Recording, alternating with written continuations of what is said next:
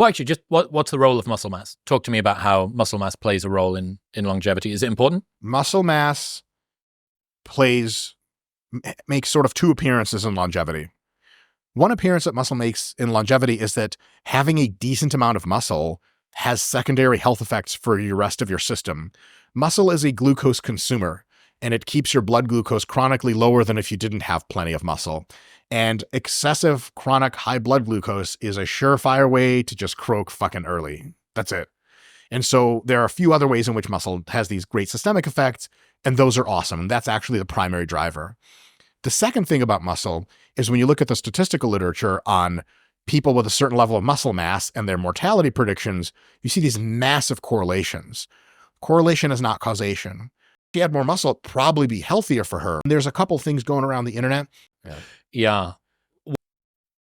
Technically, as soon as you get to be considerably 10 or 15 pounds heavier than what the insurance tables predict will be the body weight that lets you live the longest, you're probably not doing yourself any favors with longevity.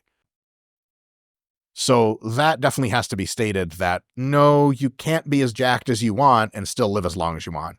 But if you're not using anabolic steroids and growth hormones to get that extra muscle, the amount of muscle a human can gain naturally, as long as they don't have a high degree of body fat, is just not going to make a huge difference in longevity. Having a little extra muscle can help, can hurt, probably cancels out on average. I mean, there are dozens and dozens of golden era pro bodybuilders that are still alive today. At that point, you're rolling the dice, and the only way in which the dice are loaded is with your genetics, because there are juiced up people that have been jacked for forever. They're beat red, and they just don't die, and they live into their 80s. Not the great model for most people because they just have baller genetics. One of my friends and a mentor of mine, Broderick Chavez, he had, I believe, a grandfather or an uncle who worked literally in the coal mines, and he had some kind of chest condition. This is an amazing story. It was the 1960s, and he went to the doctor, and he's like, oh, something in my some lungs or shit. And they're like, oh yeah, here are Dianabol tablets, D-ball tabs, oral steroids, Yes. right? So you just got a script for oral steroids,